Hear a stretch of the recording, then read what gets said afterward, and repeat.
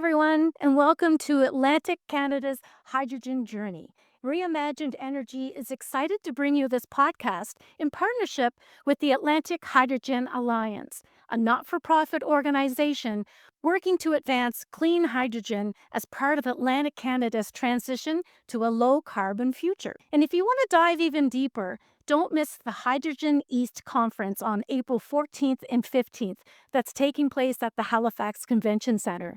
It's taking place alongside Smart Energy Halifax, which is also a sponsor of the Reimagined Energy podcast. It's the perfect place to connect with stakeholders, hear the latest insights, and be part of the conversation shaping Atlantic Canada's hydrogen future. You'll find the registration link in the show notes.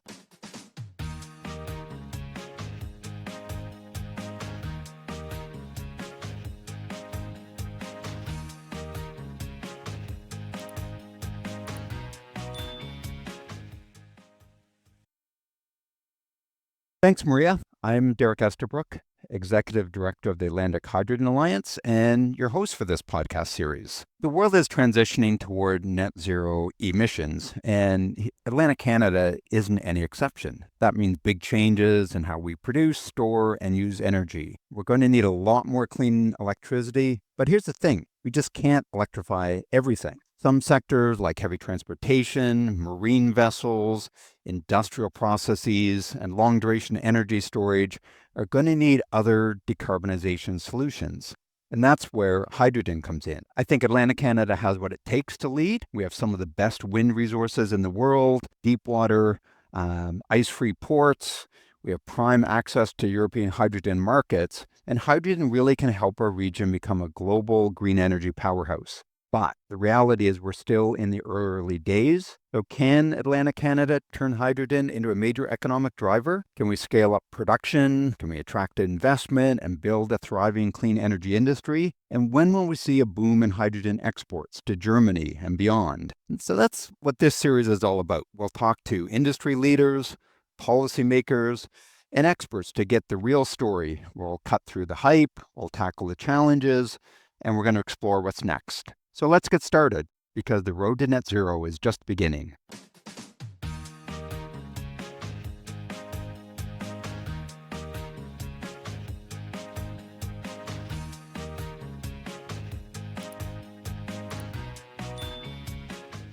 Welcome to the first episode of Atlantic Canada's Hydrogen Journey. Today, we're going to be diving into Nova Scotia's green hydrogen sector to explore why the province and the rest of Atlantic Canada is embracing hydrogen. We're going to be talking about the current state of the green hydrogen sector in Nova Scotia and also a little bit about what's on the horizon. Atlantic Canada has the right ingredients to be a major player in the global hydrogen economy. We have world-class wind resources, both onshore and offshore, ice-free deep water ports, and we have a prime location for exporting hydrogen to Western Europe. And this is why I've seen several large-scale hydrogen projects in development across Atlantic Canada. And these projects are mostly focused on producing and exporting green hydrogen and also hydrogen derivatives like green ammonia, green methanol, and sustainable aviation fuel.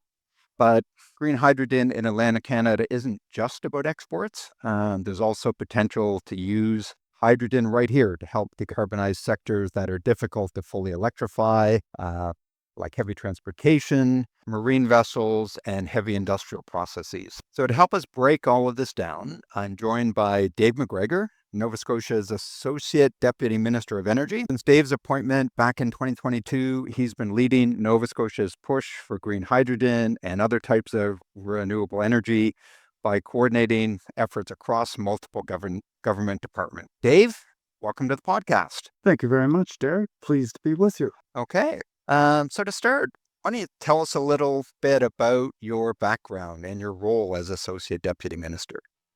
Well, a little over 20 years ago, I was the principal advisor to the Premier Ham, on energy matter, and then spent a considerable amount of time after that in the private sector, primarily servicing utility-based clients. So I was in the space, and Premier Houston called me and we were talking about hydrogen and offshore wind and some of the challenges he faced. And as we talked about it, he said, look, would you be interested in coordinating all of the various departments and the initiatives that would be required to get these two new fields off the ground? His concern was that this was too big a job for any one department. And that is absolutely true. It requires the coordination of a multitude of departments. And I was happy to join, participate with my colleagues in trying to get these two exciting fields that are directly related, offshore wind and hydrogen, off the ground. Wow. Exciting. It does sound like a complicated role, trying to coordinate all these different departments. Can you tell us a little bit about what your work on green hydrogen involves from a Well, coordination standpoint? one of the things that we often hear, things aren't going fast enough, and they never do. And we feel that way. But we have to remind ourselves that this is an entirely new energy field. There are no rules. And so we literally are making this up as we go along. There's more planning involved than that sounds, but in reality, there are no existing regulations on how to keep hydrogen production safe. There are no CSA standards. There are none of these typical things that you find in both industry, government, and safety standards. So it's an exciting time for everyone in the space, both industry, government, and the education sector. And we're very fortunate. We have Dalhousie University, for example, that is doing work with Eastward Energy as well as Everwind, but Eastward Energy in particular, in trying to develop these safety standards for this new energy source. Right. Well, Nova Scotia's Premier, Tim Houston, has described green hydrogen as a way for Nova Scotia to become an energy powerhouse. And that's a pretty bold vision for a province that has historically relied on energy import. So could you tell us a little bit about how green hydrogen fits into the province's broader energy strategy? Sure. The Premier is absolutely right. We have the biggest opportunity since, I would argue, since the age of sail. And to understand the opportunity is to look at our historical past. When were we successful as a province? And when we were the most successful, I mean national, when we were the most successful, we were prosecuting industries that we were the most efficient and best at. And most of that is natural resources. And the greatest natural resource that we actually have is, in fact, wind. There's a technical term called capacity factor, and that is essentially the consistency or the frequency that the wind blows. And our onshore wind capacity factor is approximately 60%. That is world class. But the exciting part is that offshore wind capacity factor is 70%. And there is some evidence, and we have to explore this further. There's some evidence that the offshore wind complements the onshore wind. That is, it blows at a greater intensity than the onshore wind, so it can balance each other out. Now, more work needs to be done to prove that up. But that is really what makes this exciting. And, where has Nova Scotia in the past failed? Well, we failed in economic initiatives when we tried to force certain technologies or certain businesses by having huge government grants and creating false expectations within communities because those industries were not self-sustaining. They did not have intrinsic value that could be world-class. But that's precisely what we have with wind. And that is, in large part, why we can become an economic powerhouse, not just an energy powerhouse, but an economic powerhouse if we execute this correctly. So that's exciting. And maybe it's not surprising that some people are still skeptical. They're really skeptical about green hydrogen's role in Nova Scotia's energy future. So, how would you address that skepticism or those concerns? Well, there's two main things that I hear, and I think a lot of this have heard. You know, it's not efficient to create renewable hydrogen. And the argument goes something like this: you have to have the energy to create the wind. Then you take that wind and you convert it to hydrogen in a hydrogen plant. And then you take that hydrogen and you use that energy to create ammonia so you can transport it. So you're taking hydrogen, mixing it with nitrogen, going through that process, and then you're putting it on a ship in a liquid form. It's no longer a gas, it's in a liquid form. And you send it over to Europe. And by the time that energy gets to Europe, you only have a third of the energy that you started with. And so people take that example and they say, well, how in the world is green hydrogen efficient? Well, let me ask you this. What is the number one occupation of the North American male? It's North truck American driver. male truck driver. Wow. Number one occupation. Canada and the United States, and I think the same is similar in Europe, but I don't know that for a fact. But it is a fact in North America. Why is that? They drive trucks that happen to be gas or diesel. You want to know what the most efficient gas engine is? Less than a third. The single most efficient gasoline and diesel engines on the planet today are no greater than 35% efficient. So when people say that green hydrogen transported to Europe is only 1/3, 33% efficient, I'll take it. That's what's driven our economy for the last 100 years. Actually, a little less. But you get the point. The second thing I hear, and this is what's really astounding when you think it through. There's certain groups out there that say we shouldn't take our natural resources. And first they say, take our natural resources and ship it abroad.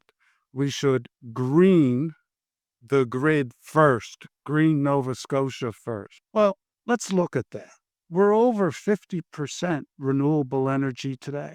And with the green energy wind projects the government announced 2 weeks ago, that takes us to 78% renewable energy already. So we're already there. What do you mean green Nova Scotia first? We're already on the road to being green. That's done. The second thing that they say is, why take our natural resources and ship it to Europe? That's astounding. Today, this very minute, our fishing industry is in a state of turmoil. We have $1.2 billion worth of exports that are now in jeopardy because of the trade tariff. You try telling those fishers, try telling those communities, we shouldn't be taking our natural resources and export them. We have to find new market in Europe. We need to find more markets, not less. And so that's, and the same is true with tires. I mean, who would think our number one export? Well, a lot of people don't realize our number one export is tires, 1.6 billion. And again, today we're scrambling.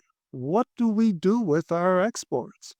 What do we say to those communities that are reliant on Michelin? We need to develop more exports and preferably non-American exports. And that's precisely what we're doing with hydrogen. Interesting. So, I mean, that's a really ambitious and I think exciting goal. And I guess having a vision and a goal, that's a great place to start. But you really need kind of plans and actions to bring that to life.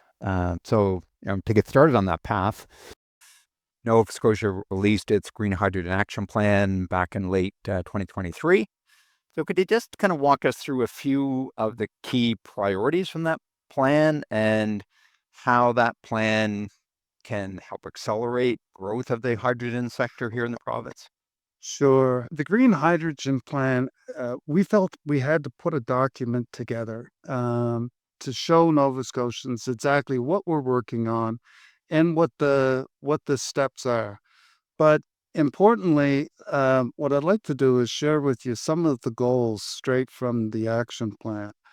Because the goals in the action plan delineate exactly how we're going to execute this and what we expect the benefits for Nova Scotians will be. And so, obviously, the first goal is to create the conditions for a sustainable and prosperous green hydrogen sector that produces local benefits and ensures a strong domestic workforce so that we do the training to get the people in place. And additionally, we'll support the development of a competitive green hydrogen export market. And so we're going to assist in that regard where we can. We're also going to ensure that the green hydrogen sector is developed in alignment with Nova Scotia's environmental and climate change goals. And that's really where hydrogen, I think, in the long run, is going to be of the greatest benefit. It's a zero emitting fuel. It requires no additional processes. In other words, you don't have to have carbon storage or some other process to deal with carbon because there is no carbon generator. We're also going to support engagement and efforts to foster transparent dialogue with communities, First Nations, fishing communities, anyone that wants to talk about this sector. We're more than interested in engaging. There's a total of 7 goals, but those are the top 4. And I would really encourage, and I'm happy to read the rest, but uh, I'd really encourage your listeners to pick up the Green Hydrogen Action Plan, and I'd also encourage them to pick up the Offshore Wind Action Plan because the two are really hand in hand. Okay. I've got a couple follow-up questions about the plan. So if you think about how Nova Scotia positions itself as a leader in green hydrogen, what do you think the biggest economic opportunities are going to be? Like, will it be job creation or investment or some combination of that? We have what I believe, and the Premier has clearly articulated, the greatest economic opportunity that our province has seen in a very long time. And the reason and the answer to that question is both. It's not only jobs, but it's also attracting in industry. And I don't want to wonk out too much, but this is one thing that really isn't discussed in Nova Scotia. If you look at our peak production is 2,400 megawatts. But in the off peak, that goes down to only 800 megawatts. That system is only 33% fully utilized. What does that do? That increases the cost of our electricity. Our capacity or our utilization rate is only 33%. That's the lowest in the country. Lowest. We're tied technically with Prince Edward Island and New Brunswick. The highest utilization rate is Alberta, Ontario, BC, and Saskatchewan. You want to know what else they're the highest in? They're the highest in GDP per capita. And I fully believe that there is a direct correlation between your electricity utilization rate and GDP per capita. The reason being is that our load factor is so low. It's because we don't have manufacturing and large-scale industrials to the extent that they do in other provinces. And what do they bring? They bring not only jobs and additional investment in our province, but what they bring is additional opportunities, and they take the pressure off our electricity rates. And so I see this as the catalyst for a comprehensive economic development strategy. It is truly creating an energy hub that attracts additional industry. And once you get that going, it is a bit of a snowball effect. And that's what our province has been missing. We've been shooting for things that were not economic in. And what we're trying to do is focus on what we are the very best in the world at, which is wind energy, renewable energy, and that will be the real catalyst that keeps our economic growth growing. We got to get off this GDP problem. And I keep saying GDP, but really what I mean is the average income of Nova Scotians. You know, the average income of Nova Scotians is $29,900. That is staggering. That is the lowest in the country. We're tied with Prince Rudolph. We need to fix that. And green hydrogen, offshore wind, converting our energy system to a renewable and affordable energy system will be that economic catalyst. Interesting. To build on that point, and you mentioned that one of the goals in the Green Hydrogen Action Plan is to develop the hydrogen export sector. How well positioned do you think Nova Scotia is to kind of leverage some of the advantages that you've talked about and enable us to compete in the global hydrogen market against North Africa or the Middle East or other parts of the world? That's an excellent question because we are in a race for a commodity-based product.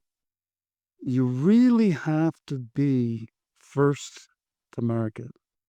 And our team, my colleagues, and the industry, and the Atlantic Hydrogen Alliance, your organization, we're all working together to be first to market. And we're competing with NEOM in Saudi Arabia, a whole bunch of smaller projects in Europe, as well as South America. There's a couple of projects in the U.S. They're running into some challenges now, but so there's a number of projects. We're the Everwind project is probably the most advanced project, period. It has its environmental assessment complete. It has the very expensive and extensive front-end engineering design complete. That is huge. What we're waiting for now, and as I shouldn't say wait, what the proponents are pursuing now is what we all call an offtake agreement, or what everybody else in business calls sales. And so when we get that offtake agreement, we're in a good position to get that plant up and running. Right. Yeah, let's switch gears. We've been talking a lot about export opportunities. And when it comes to the domestic hydrogen sector, so using hydrogen here in Atlantic Canada, one of the biggest challenges that we face is kind of this chicken and egg problem where hydrogen producers need to build supply, but it's difficult and risky for them to build that supply when the demand is still developing. So what role do you think the province has to play in helping address that problem to kind of bridge the supply-demand challenge? I think we all have a role to play in this. And this is one of the things that some groups out there, we need to hold more people accountable. We really, truly do. Addressing climate change is too important an issue to allow charlatans to skirt with the truth. We went through this problem over 26 years ago. The exact same problem was discussed. And what I'm talking about is the Maritimes Northeast Pipeline. 1999, December 1999 was first gas from the Sable Offshore Energy Project. And in the years running up to that important date. A lot of community people, I shouldn't say community people, there was a few people out there that were saying, wait a minute, why would you take our natural gas and ship it to the United States? That's not right. That's our gas. We should use it right here in Nova Scotia. And they're right. But here's the thing. These infrastructure projects are incredibly expensive. The Sable Offshore Energy Project was $2 billion in 1999. The Maritimes Northeast Pipeline Project was $1 billion. Can Nova Scotia sustain those types of numbers? No. But what did we do?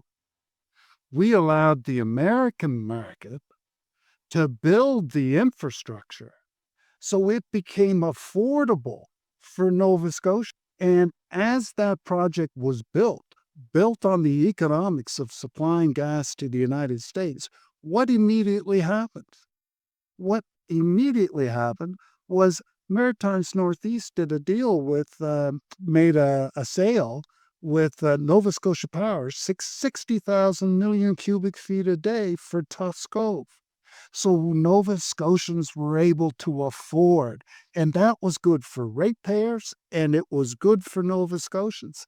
And what occurred in 1999 is what will occur with hydrogen, because we are allowing the Europeans to pay the enormous capital costs. Phase one is over $3 billion. Allow the Europeans to pay for the infrastructure required to produce this hydrogen, and that will make the hydrogen affordable for Nova Scotians.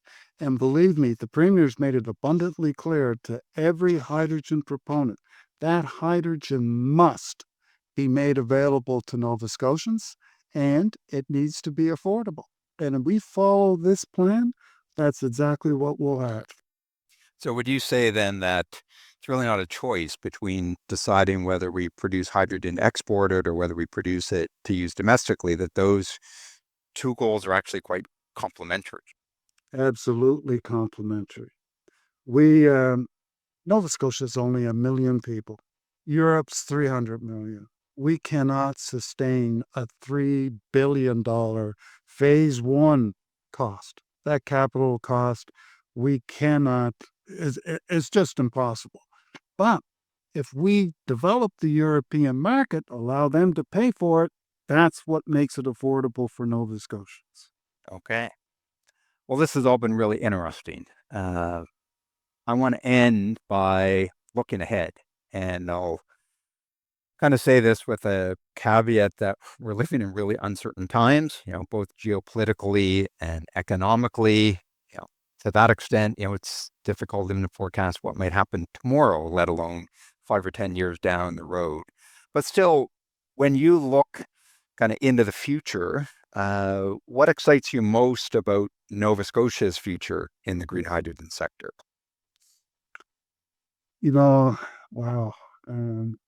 There's a lot of there's a lot of different areas, the research and development, the building of new skill trades, but I guess for me, I'd have to say it's the economic opportunity. My daughter has a degree, she's smart, well educated, hardworking. Same with her cousins, same with her friends, but they're all struggling, every single one of them. And I go back to the average income of Nova Scotians, 29,900. We need to address that. People talk about affordability, but it's all talk. We need to take action. And our greatest opportunity to grow the average income of Nova Scotians is right here through the renewable energy transition. And hydrogen and offshore wind plays a significant role in that. And that will forever create a continuing economic dividend for this province. It's not every day somebody gets a do-over. And I'm lucky enough to have a second chance at trying to make sure that Nova Scotia has an economic opportunity in the energy field. And this by far is it.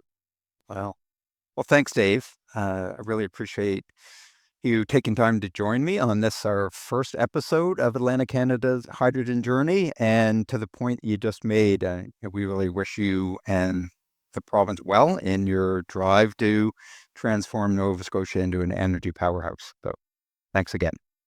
Thank you. Thank you, Derek. That was a really interesting discussion with Dave. I appreciated his perspectives on the opportunities that green hydrogen can bring to Nova Scotia. I also appreciated that he highlighted the challenges that we're going to have to tackle first. I guess my two big takeaways from this episode were that one, green hydrogen could be Nova Scotia's biggest economic opportunity since, as Dave said, the age of sail. Historically, Nova Scotia has thrived when it leverages its natural resources, and today, its greatest resource is the wind. And by harnessing wind energy to produce green hydrogen, the province can become both an energy leader and an economic powerhouse. My other big takeaway is, unfortunately, a bit more sobering, that Nova Scotia is tied for the lowest GDP per capita in Canada. And I followed up on this and discovered that Nova Scotia's GDP per capita also trails every U.S. state. But Dave thinks that green hydrogen paired with offshore wind could change that sobering reality by attracting investment, creating jobs, and boosting the province's economy. So those were my big takeaways. Maria, what else did you take away from this interview? Well, I got a couple of them, and here are my two. And it's really around how when you're building a new industry like green hydrogen from scratch, it takes time and there's a lot to be done, as Dave acknowledged. And the other one is how, exporting green hydrogen to Europe and how it can help fund local infrastructure, to help lower hydrogen costs for businesses and industries right here in Nova Scotia. Interesting. Yeah. Yeah. Well, thank you. Well, thank you. You're becoming a pro at this, so it's really great to have you on board. The other thing I want to mention as well is if you want to learn more about Atlantic Canada's hydrogen future, don't miss out on the Hydrogen East conference that's taking place April 14th and 15th at the Halifax Convention Center. It's taking place alongside Smart Energy Halifax. And you'll find the registration link in the show notes. So thanks again, Derek. We'll see you again soon. Okay, next week. Great.